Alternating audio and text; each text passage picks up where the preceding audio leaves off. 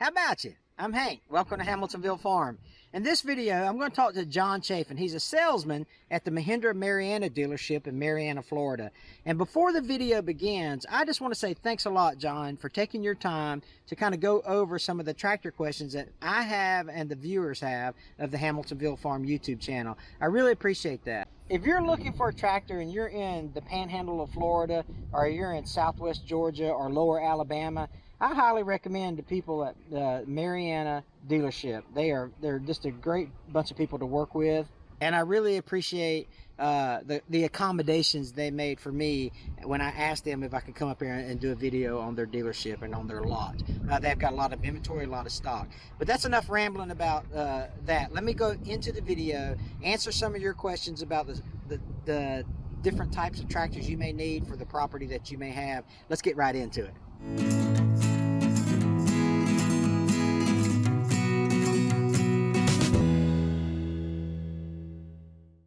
Hey, I'm here with John today at Mahindra of Marianna. You saw our last video about some of the smaller tractors for smaller type of properties. And then this video is going to be up to about 40 acres. But me and John were talking earlier about the last video that we made. And we got to talking about, you know, acreage is not a good, the amount of acreage is really not indicative of what kind of tractor you need, right? No. And so you just want to tell them about some of the conversation that we were having about that? It all depends what you're going to be using the tractor for. A lot of people's got, say, 40 acres with pines on it. Right. Some people's got 40 acres with garden vegetables, cows, hay. Right. I mean, it all depends what you're using it for. If you want something that you got a bunch of pines, you're gonna need something that's gonna lift trees when they fall and stuff. Sure. My pet tractor out here is the 4540. Yes. Did I pay you to say that? But it's got 2,750 pounds lift with a front loader. I mean, yeah. And it's all steel. I mean, you bump on the hood. That's right. It has no def, no regen, no filter. Yeah. Hey, listen, I'm a 4540 fan, brother. It's just a solid tractor. Yeah. I really try to push that tractor. I believe in it. Yeah, that's good. But now, if you got, say, 10 acres, 20 acres, and you don't need do nothing but just mow around, landscape, and that kind of stuff. Yeah. The 1626, 2638, both of those are good tractors.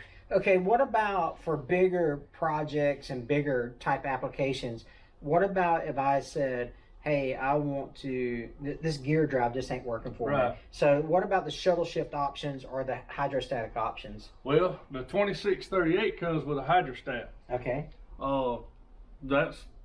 It's a good transmission. We've had no problems out of them. They've held up good. Yeah.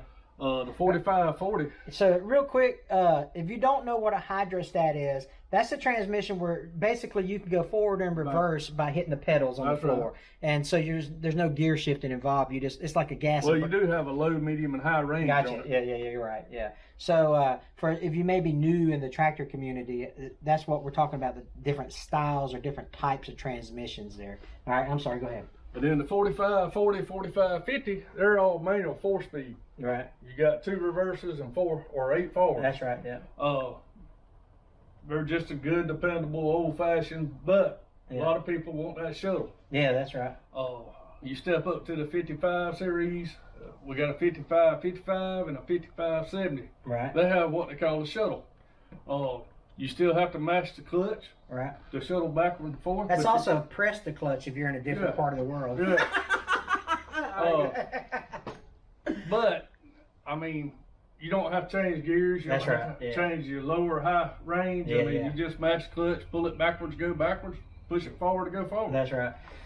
When you're looking at, and I'm glad you mentioned about, you know, if you have pines are going to fall down if they get dead. Right. So when you sell packages, are you asking that type of information and say, hey, well, maybe you need a grapple or maybe you need pallet forks or something? You know, I always try to find out what the person needs before I try to sell them something. Yeah, sure. 6 months from now, I don't want them mad at me. And I try to make them happy and find out what's going to please them. Okay, yeah. And you go on up, like the 6000 series. Okay. We got, 6065 and 6075. Still no def? no DEF, no DPF, no regen fluid. Yeah, that's important. Yeah, it is. Yeah. So. I mean, that's our #1 selling point. Yeah. But on the 6000 series, you have what they call a power shuttle transmission. Okay. You can leave it in high or low range and leave it in gear, and you just move it with your hand. Yeah. Go forward or backwards, shift from reverse to forward. It's a real handy tractor for people doing hay, storing hay, stuff like that. So let's talk about the 6000 series for a minute, because if I recall, and I'm not an expert by any stretch of the imagination, the 6000 series, and there may be other series that have this, don't they have the economy PTO? Yeah, they do. Yeah, so that's important too. Yeah, because you can run at a lower RPM and still have your PTO for like bush hogging and all, save fuel and all. So if I'm out there, if I've got 40-acre pasture for horses, right, maybe I want to run at a lower RPM and save fuel to cut bush hog that. Yeah. That's right. I mean, it all depends what kind of workload you got. I mean, if it's where you can reduce your power and save fuel, I mean, it's there for you. That's right. Yeah.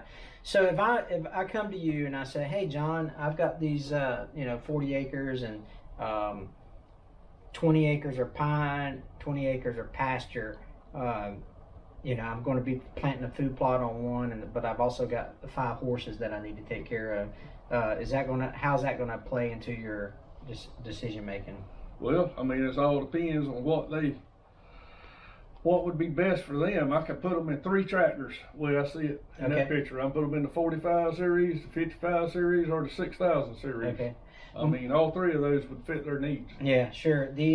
Now, when you get into tractors that size, are you recommending people put ballast in their tires, or? No, not unless they're in an agriculture setting. Yeah.